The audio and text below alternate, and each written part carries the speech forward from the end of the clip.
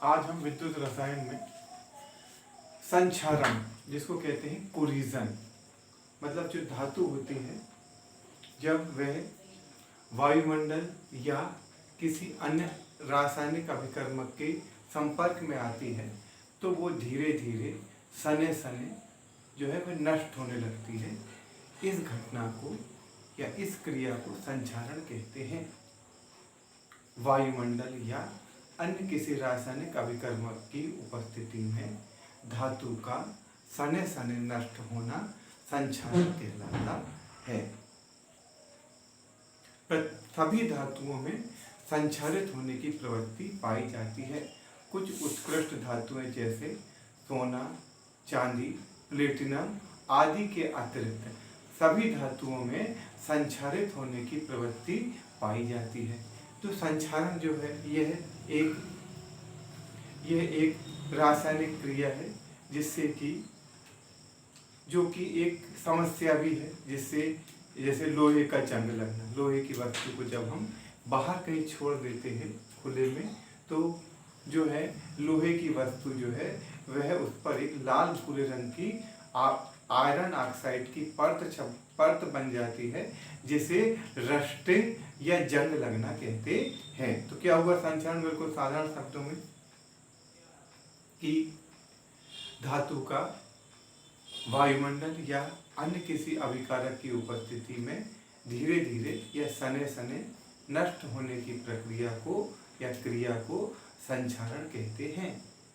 जो संक्षारण है, यह संक्षारण जो है वह वायुमंडल द्वारा भी हो सकता है, मिट्टी के द्वारा भूमिगत भी हो सकता है, जलगत भी हो सकता है, यानी किसी भी रूप में ये संक्षारण हो सकता है। संक्षारण का उदाहरण कि जब लोहे को वायुमंडल में रखते हैं तो इस पर लाल भूरे रंग की परत जम जाती है, जैसे लोहे में जंग लगना या रस्टिंग ऑफ आयरन कहते हैं। फिर से एक बार कि धातुओं का वायुमंडल या अन्य किसी रासायनिक अभिकर्मक की उपस्थिति में धीरे धीरे नष्ट होने की प्रक्रिया या सने सने नष्ट होने की क्रिया को संक्षारण कहते हैं। जो संक्षारण होता है यह प्लेटिनम, सोना, चांदी, प्लेटिनम के अतिरिक्त सभी धातुओं में संक्षारित होने की प्रवृत्ति पाई जाती है। अब संक्षारण जो है ये इसको प्रभावित करने वाले कारक तो धातु की प्रकृति, तो मैंने बताया कि लगभग सभी धातुओं में संक्षारित होने की प्रवृत्ति पाई जाती है।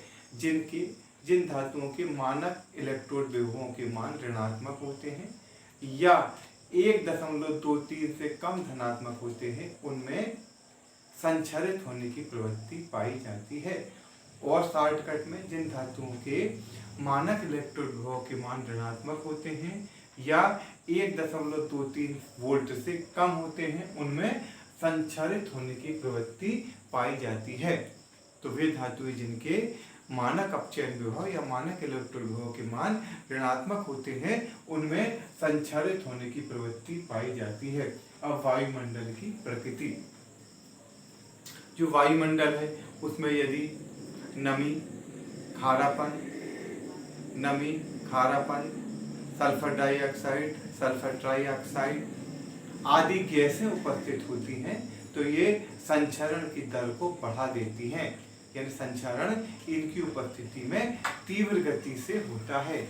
नमी, carbon dioxide, sulphur dioxide, sulphur trioxide, खारापन आदि की उपस्थिति में संक्षारण की प्रवृत्ति, धातु के संक्षारण की प्रवृत्ति और बढ़ जाती है। मतलब जैसे समुद्र तट है तो उस पर जो वायु होगी उसमें नमी भी होगी और उसमें खारापन भी होगा नमक के कारण, तो इसमें जो है संक्षारित होने की प्रवृत्ति अधिक होती है। तीसरा, धातु में अशुद्धि की उपस्थिति। जो शुद्ध धातुएं होती हैं ये संक्षारण प्रतिरोधी होती हैं। जो pure metals are collision resistant, ये जो है संक्षारण से अपने आप को रोक लेती हैं, परंतु यदि इनमें कोई अशुद्धि मिली होती है तो ये फिर संचारित होने लगती हैं। मतलब अशुद्धि की उपस्थिति में धातु का संचारण तीव्र गति से होता है। फिर चौथा कारक कि धातु चिकनी समतल है तो उसका संचारण कम होता है, और यदि वो खुरदुरी है या किनारे वाली है तो उसका संचारण अधिक गति से होता है। मतलब धातु की सतह यदि चिकनी है, समतल है, तो उसका संचारण कम होगा, और यदि धातु की सतह खुरदुरी है, टेढ़ी मेढ़ी है, तो उसका संचारण अधिक गति से होगा। तो ये होता है, इसमें चौथा हो गया धातु का आकार। अब देखो फिर से एक बार समझे कि संचारण क्या हुआ कि वायुमंडल या अन्य किसी अभिकर्मक की उपस्थिति में धातु का धीरे धीरे या सने सने नष्ट होने की क्रिया को संचारण कहते हैं। प्लेटिनम, सोना, चांदी आदि को छोड़कर सभी धातुओं में संचरित होने की प्रवृत्ति पाई जाती है। ये धातुएं धीरे धीरे नष्ट होने लगती है। उदाहरण, जब लोहे को वायुमंडल में खुला छोड़ते हैं तो इस पर लोहे को वायुमंडल में खुला छोड़ते हैं तो इस पर लाल भूरे रंग की एक परत जम जाती है, जैसे लोहे में जंग लगना या रस्टिंग ऑफ आयरन कहते हैं। ये जो है संचारण का उदाहरण है। अब संचारण को प्रभावित करने वाले कारक, तो धातु की प्रकृति, तो वे धातुएं जिनके इलेक्ट्रोड विभव का मान ऋणात्मक होता है या 1.3 वोल्ट से कम धनात्मक होता है, उनमें संचारित होने की प्रवृत्ति पाई जाती है। दूसरा, वायुमंडल की प्रकृति, मतलब यदि वायुमंडल में नमी, खारापन, CO2, SO3 आदि गैसें उपस्थित होती हैं तो इस संचारण की प्रवृत्ति तीव्र हो जाती है और तेजी से धातु का संचारण होगा। यदि शुष्क वायुमंडल है, उसमें कोई ज्यादा गैसें नहीं है, तो उसका संचारण उस वायुमंडल में, तो देखें ना, गर्मी में कम जंग लगती है और बरसात में अधिक लगती है। तो ये हो गया वायुमंडल की प्रकृति। अब धातु में अशुद्धि की उपस्थिति, जो शुद्ध धातुएं होती हैं, जो प्योर मेटल्स होती हैं, ये संचरण प्रतिरोधी होती हैं, परंतु जब इनमें अशुद्धि मिलती है तो इनकी संचरण की दर बढ़ जाती है। चौथा, धातु का आकार, तो धातु का आकार यदि समतल होता है, चिकना होता है, तो इसका संचरण कम होता है, और यदि धातु का आकार खुरदुरा या वो जो है आड़ा तिरछा है तो उसका संचरण अधिक होता है। ये हो गया संचरण को प्रभावित करने वाले कारक। अब इसके बाद, अब देखो, जब कोई समस्या है तो उसका होता है निवारण। संचरण का निवारण या संचरण को दूर करने के उपाय। तो पहला होगा शुद्ध धातु। तो जो शुद्ध धातुएं होती हैं, जो प्योर मेटल्स या जो शुद्ध धातुएं होती हैं, ये संचरण प्रतिरोधी होती हैं। तो हम शुद्ध धातु का उपयोग करके संचरण को रोक सकते हैं। शुद्ध धातु उपयोग करेंगे तो उसका संचरण नहीं होगा। अब जो मिश्र धातु होती है उसका संचरण धातु की तुलना में बहुत कम होता है। मतलब मिश्र धातुएं बनाकर भी उपयुक्त, मतलब हमने कोई धातु है उसमें कोई उपयुक्त दूसरी धातु मिलाकर उसकी मिश्र धातु बना लेते हैं, और मिश्र धातु बनाकर भी संचरण को रोका जा सकता है। जैसे हम लोहे की मिश्र धातु है पीतल, कांसा, तो इनमें संचरण कम होता है। कांसा, पीतल, स्टील, ये सब जो है ये मिश्र धातु बनाकर मिश्र धातु बनाकर उसको हम संचरण को रोक सकते हैं। दूसरा हो गया मिश्र धातु बनाकर। तीसरा, पेंट लगाकर, ऑयल पेंट, जंगरोधी पेंट जो होते हैं, जो हम जैसे हमारे अलमारी है, लोहे की चीजें हैं, साइकिलें हैं, इस पर पेंट पोतते हैं, जिससे कि उसकी जो ऊपरी परत पर पेंट पोत देते हैं, जिससे कि इस पर जंग नहीं लगती। फिर तेल या ग्रीस का उपयोग करके, यानी जो धातु की सतह पर तेल या ग्रीस लगा देते हैं, जिससे कि उसमें जंग नहीं लगती है। अब अगला हुआ गैल्वेनीकरण या इसको बोलते हैं बलिदानी संचरण। तो आपने देखा होगा कि जैसे जो पाइप रहते हैं, लोहे के पाइप रहते हैं, और दूसरे होते हैं जिसको बोलते हैं GI पाइप, जिसको बोलते हैं गैल्वेनाइज्ड आयरन, जिसमें हम जो वाइट सा लोहा रहता है उसमें कभी भी जंग नहीं लगती है, वो कहलाते गैल्वेनाइज्ड आयरन, GI पाइप। तो जो गैल्वेनाइज्ड आयरन मतलब क्या होता है कि इसमें जो लोहा है, लोहे में जिंक की मात्रा मिला दी जाती है। तो लोहे में अधिक सक्रिय धातु जैसे जिंक की मात्रा मिला देते हैं, जिससे लोहे का संचारण रुक जाता है। उदाहरण है लोहे का गैल्वेनीकरण, ये कहलाता है बलिदानी संचारण। ठीक, तो देखो अब एक बार फिर से रिव्यू जो हमने पढ़ा, पहला हुआ संचारण,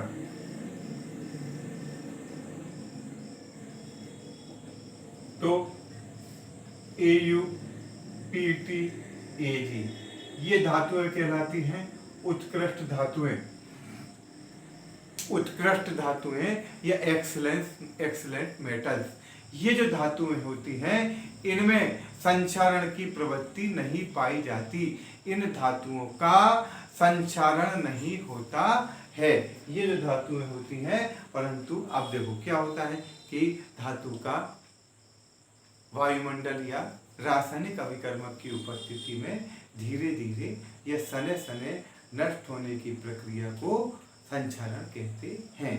उदाहरण, जब लोहे को वायुमंडल में, नमी युक्त वायुमंडल में खुला छोड़ते हैं तो इसमें लाल भूरे रंग की परत जम जाती है, इसे लोहे में जंग लगना या रस्टिंग ऑफ आयरन कहते हैं। तांबे का जो बर्तन रहता है उसको तांबे के बर्तन को जब हम रखते हैं तो तांबे का बर्तन हरा पड़ जाता है, उस पर भी एक परत जम जाती है। हर धातु में संचारित होने की प्रवृत्ति पाई जाती है कुछ। ठीक, अब ये जो संचारण में इसके कारक, तो पहला हुआ धातु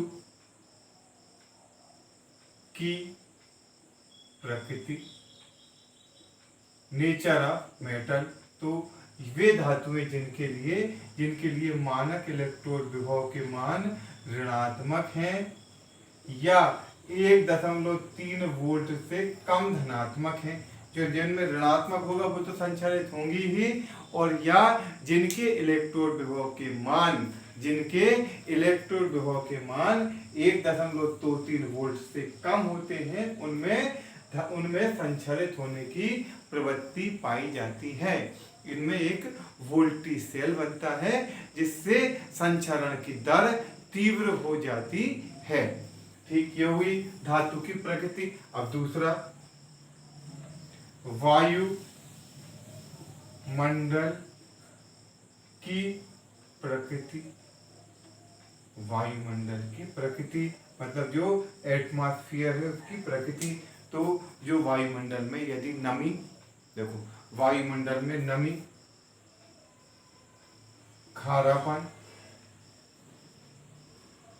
SO2, SO3 आदि गैसें उपस्थित रहती हैं, तो उसका संचारण, ये गैसें संचारण को बढ़ाती हैं और इसका संचारण अधिक गति से होता है। मतलब यदि वायुमंडल सूखा है, नमी युक्त नहीं है, उसमें खारापन नहीं है और गैसें उसमें अशुद्ध गैसें नहीं है, मतलब शुद्ध वायुमंडल, तो उसमें संचारण बहुत ही कम गति से होगा या संचारण नहीं होगा। परंतु यदि जैसे देखो अब कोई इंडस्ट्रियल एरिया है तो वहां पर संचारण तेज होगा। क्यों? क्योंकि वहां के वायुमंडल में SO2 भी होती है, SO3 भी होती है और नमी भी होती है। तो इसलिए कोई जो समुद्र के तटीय क्षेत्र रहते हैं उनमें नमी रहती है, मॉइस्चर रहता है और खारापन रहता है, तो वहां पर भी संचरण की दर बढ़ जाएगी। तो ये हो गया तीसरा, धातु में अशुद्धि की उपस्थिति। तो शुद्ध धातुएं जो होती है ये संचारण प्रतिरोधी होती हैं, इनमें संचारित होने की प्रवृत्ति नहीं पाई जाती। परंतु जो धातुएं अशुद्ध हो जाती हैं, जिनमें इम्प्यूरिटी रहती है, उनमें संचारित होने की प्रवृत्ति होती है। ठीक, अब चौथा, यदि धातु की प्रकृति, चौथा धातु का आकार, यदि उसका आकार समतल है, प्लेन है और चिकना है तो उसका संचरण कम होगा, और यदि धातु का आकार खुरदुरा है, आड़ा तिरछा है तो उसका संचरण अधिक गति से होगा। तो ये होगा तुम्हारे 4 संचरण को प्रभावित करने वाले कारक। अब एक प्रॉब्लम है, अब इसका संचरण का उपाय। तो पहला है शुद्ध धातु का उपयोग करके, यदि हम शुद्ध धातु का, क्योंकि शुद्ध धातुएं जो हैं वे संचरण प्रतिरोधी होती है, तो यदि हम शुद्ध धातुओं का उपयोग करेंगे, उपयोग करके संचरण को रोक सकते हैं।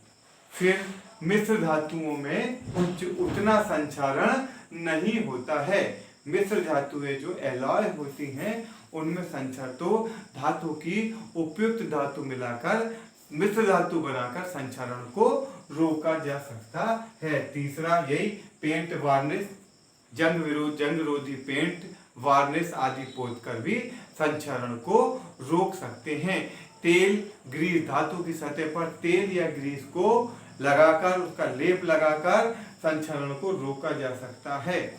फिर हुआ गैल्वेनीकरण, मतलब जो धातु की, मतलब इसको बोलते हैं बलिदानी संचरण, कि जब धातु में अधिक सक्रिय धातु मिला दी जाती है तो उसका संचरण रुक जाता है, इसे बलिदानी संचरण कहते हैं। उदाहरण लोहे में जिंक मिलाते हैं तो लोहे का संचरण रुक जाता है, उसे लोहे का गैल्वेनीकरण कहते हैं। ठीक, या लोहे में जिंक भी मिलाते हैं और लोहे में लेड भी मिलाते हैं, इनको मिलाने पर लोहे का संचरण जो है वो कम हो जाता है, इसे बोलते हैं बलिदानी संचरण। ठीक, अब ये कहलाता है गैल्वेनीकरण। ठीक, अब ये हो गया। अब इसके बाद अगला टॉपिक है, जो अगला टॉपिक है वो है फैराडे के विद्युत अपघटन के नियम। फैराडे के विद्युत अपघटन के नियम। तो फैराडे के विद्युत अपघटन के नियम, तो जो फैराडे ने, तो पहली बात विद्युत अपघटन कैसे क्या होता है कि जब हमने पिघला हुआ NaCl लिया, इसमें Na+ है, Cl- है, इसमें कैथोड लगाया, एनोड लगाया, विद्युत धारा जब प्रवाहित करेंगे तो कैथोड पर सोडियम और एनोड पर क्लोरीन इकट्ठी होगी। ये जो क्रिया है ये कहलाती है विद्युत अपघटन, मतलब विद्युत धारा के द्वारा रासायनिक क्रिया कराने को हम कहते हैं विद्युत अपघटन। देखो 2 प्रकार की चीज होती है, ये कहलाते हैं विद्युत अपघटनी सेल और दूसरे होते हैं विद्युत रासायनिक सेल। जहां विद्युतीय ऊर्जा से रासायनिक क्रिया कराई जाएगी वो कहलाएंगे विद्युत अपघटनी सेल, और जहां रासायनिक क्रिया से विद्युत ऊर्जा मिलेगी वो कहलाएंगे विद्युत रासायनिक सेल। चलो ठीक, अब अपन समझते विद्युत अपघटन। तो अब विद्युत अपघटन की कुछ इसमें नियम, ये पहले आप पढ़ चुके हो 11वीं क्लास में, फैराडे के नियम। तो इसमें फैराडे का है प्रथम नियम, तो ये है किसी इलेक्ट्रोड पर मुक्त हुए पदार्थ की मात्रा, जो लगाते कैथोड और एनोड ये कहलाते हैं इलेक्ट्रोड। तो ये नियम क्या है, किसी इलेक्ट्रोड पर मुक्त हुए पदार्थ की मात्रा, विद्युत अपघटन में किसी इलेक्ट्रोड पर मुक्त हुए पदार्थ की मात्रा उसमें प्रवाहित विद्युत धारा की मात्रा के समानुपाती होती है। किसी इलेक्ट्रोड पर मुक्त हुए विद्युत अपघटन में किसी इलेक्ट्रोड पर मुक्त हुए पदार्थ की मात्रा उसमें प्रवाहित विद्युत धारा की मात्रा के समानुपाती होती है। मतलब और दूसरे शब्दों में, विद्युत धारा की मात्रा जितनी ज्यादा होगी इलेक्ट्रोड पर पदार्थ उतना ही ज्यादा इकट्ठा होगा। विद्युत अपघटन में किसी इलेक्ट्रोड पर एकत्रित हुए पदार्थ की मात्रा, विद्युत अपघटन में किसी इलेक्ट्रोड पर एकत्रित हुए पदार्थ की मात्रा उसमें प्रवाहित विद्युत धारा की मात्रा के समानुपाती होती है। मतलब माना कि किसी इलेक्ट्रोड पर यदि W पदार्थ एकत्रित हुआ, यदि किसी इलेक्ट्रोड पर W पदार्थ एकत्रित हुआ तो W समानुपाती Q। Q क्या है? प्रवाहित आवेश, या दूसरे शब्दों में कि जितना ज्यादा आवेश प्रवाहित करेंगे उतनी ज्यादा पदार्थ इकट्ठा होगा। तो Q W बराबर Z इंटू Q, जहां Z एक स्थिरांक है जिसे विद्युत रासायनिक तुल्यांक कहते हैं। जहां Z एक स्थिरांक है जिसे विद्युत रासायनिक तुल्यांक कहते हैं। अब W बराबर Z into I into T, क्योंकि Q बराबर होता है I इंटू T। मतलब यदि I एम्पियर की विद्युत धारा T समय तक प्रवाहित की जाए तो आवेश होता है I into T। I ampere की विद्युत धारा T समय तक प्रवाहित की जाए तो जाएगा I इंटू T। तो W बराबर ZIT।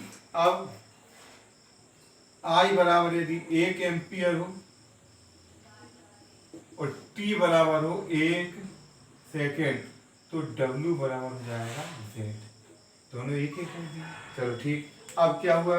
विद्युत अपघटन में किसी इलेक्ट्रोड पर एकत्रित हुए पदार्थ की मात्रा, विद्युत अपघटन में किसी इलेक्ट्रोड पर एकत्रित हुए पदार्थ की मात्रा उसमें प्रवाहित आवेश की मात्रा के या उसमें प्रवाहित विद्युत धारा की मात्रा के समानुपाती होती है।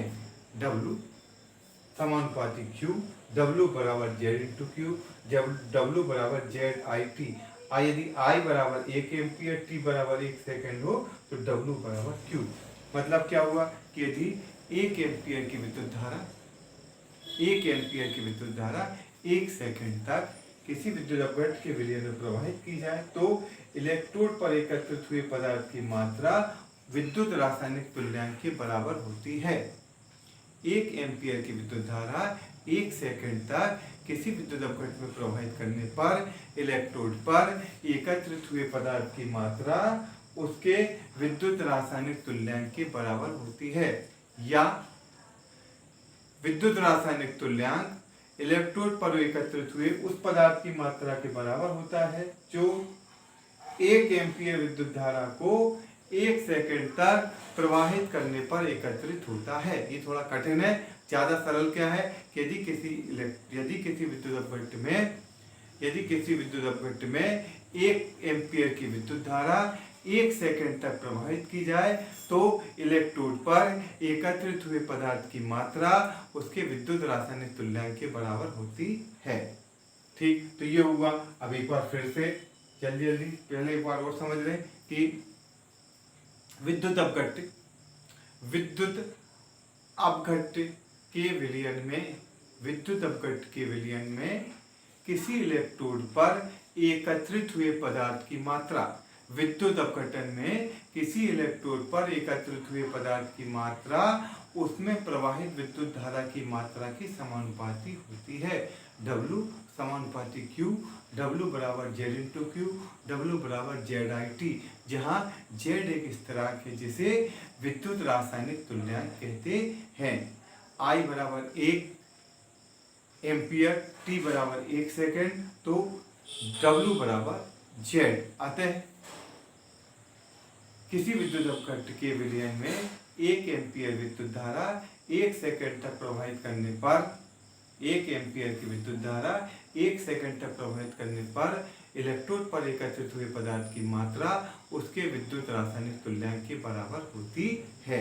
ये हो गया फैराडे का प्रथम नियम। अब फैराडे का द्वितीय नियम, यह है द्वितीय नियम। जब समान समय तक जब समान द्वितीय नियम में क्या है कि जब समान क्षमता की विद्युत धारा समान समय तक दो भिन्न इलेक्ट्रोडों में या दो भिन्न विद्युत अपघट्यों में प्रवाहित की जाती है तो उन पर एकत्रित हुए पदार्थ की मात्राएं उन पदार्थों के तुल्यांकी भारों के अनुपात में होती है। जब समान क्षमता की विद्युत धारा या समान तीव्रता की विद्युत धारा समान समय तक भिन्न भिन्न इलेक्ट्रोडों के विलयन या भिन्न भिन्न विद्युत अपघट्टों के विलयन में प्रवाहित की जाती है, तो इलेक्ट्रोडों पर एकत्रित हुए पदार्थ की मात्राओं का अनुपात उनके तुल्यांकी भारों के अनुपात में होता है। फिर से एक बार, जब समान तीव्रता की विद्युत धारा समान समय तक दो भिन्न भिन्न विद्युत अपघट्टों के विलयन में प्रवाहित की जाती है, तो इलेक्ट्रोडों पर एकत्रित हुए पदार्थों के द्रव्यमानों का अनुपात उनके तुल्यांकी भारों के अनुपात में होता है। और सरल, ए इलेक्ट्रोड पर एकत्रित ए की मात्रा बटे इलेक्ट्रोड पर एकत्रित बी की मात्रा बराबर ए का तुल्यांकी भार बटे बी का तुल्यांकी भार। मतलब तुल्यांकी भार यदि ज्यादा होगा तो अधिक पदार्थ एकत्रित होगा और तुल्यांकी भार यदि कम होगा तो कम पदार्थ एकत्रित होगा। तो ये कहलाता है फैराडे का द्वितीय नियम। तो बेटा ये एक आध छोटा सा कोई टॉपिक छूटा है, ये लगभग आपकी विद्युत रसायन की जो यूनिट है ये 12th स्टैंडर्ड की पूरी हो गई है। अब इसका कॉम्पिटिटिव पार्ट बचा है जो आगे के लेक्चर में आपको मैं बताऊंगा। ओके बेटा, थैंक यू।